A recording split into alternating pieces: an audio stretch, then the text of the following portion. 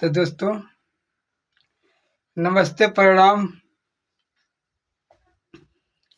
और आप लोग तो स्वस्थ हो गए, मस्त हो गए और मस्तों में व्यस्त हो गए। और हम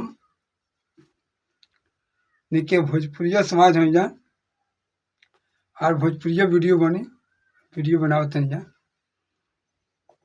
तो एगो मर्द मेहरारू का झगड़ा बा, वे झगड़ा के एगो तनी हम जैसे कि गीत बा के तनी गावे के चाहतनी हम गा लिएला। कैसे अपने में लड़ाई करते लो, मर्द मरते मेहरारू के, मेहरारू मरते मर्द के। तो मेहरारू को कैसे कहा तरी,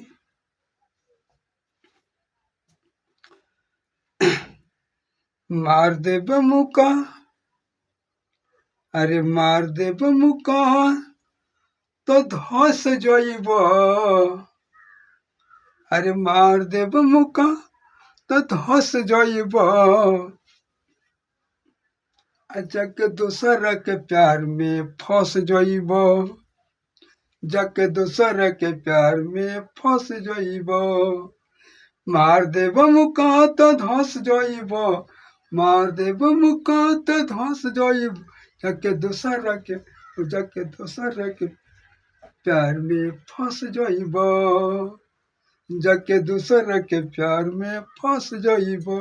मार दे बमुका तो धस जाइब, जाके दोसर के प्यार में फंस जाइब, जाके दोसर के प्यार में फंस जाइब।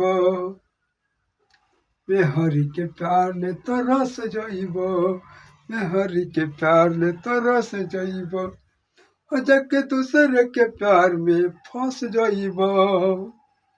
मार दे बमुका तो धस जाइब, अरे मार दे बमुका तो धस जाइब, जाके दूसर के प्यार में फंस जाइब, जाके दूसर के प्यार में फंस जाइब।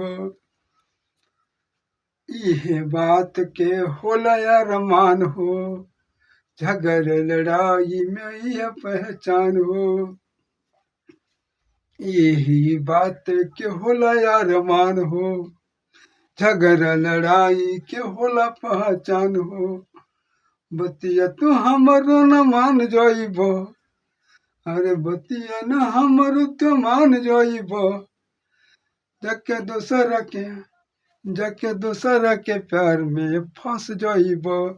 मार दे बमुका तो धस जाइब, अरे मार दे बमुका तो धस जाइब, जाके दोसर के प्यार में फंस जाइब, जाके दोसर के प्यार में फंस जाइब।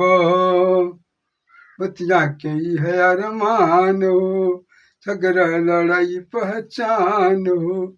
बतिया के है अरमान हो, झगड़ा लड़ाई पहचान हो। तोहर के मेहरी के प्यार ले तो रस जाइब, जाके दोसर के प्यार ले फंस जाइब। तो हम अपन ऐजा वीडियो समाप्त करतनी। और हमारा वीडियो जब अच्छा लगे तो लाइक, सब्सक्राइब और कमेंट करी जान कि हम वीडियो अच्छा बनाई और बनावे के हम मनोबल बढ़े हमारा।